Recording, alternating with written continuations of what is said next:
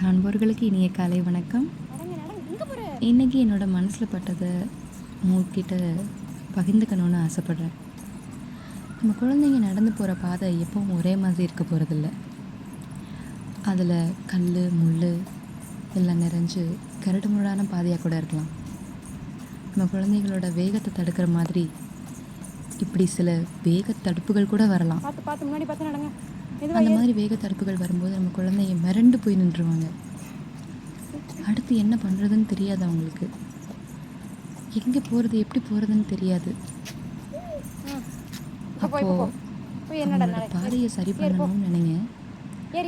ஆனால் அதுலேருந்து அவங்கள காப்பாற்றாது. எப்படி அதை தாண்டி வரணும் நீங்கள் கற்றுக் கொடுங்க.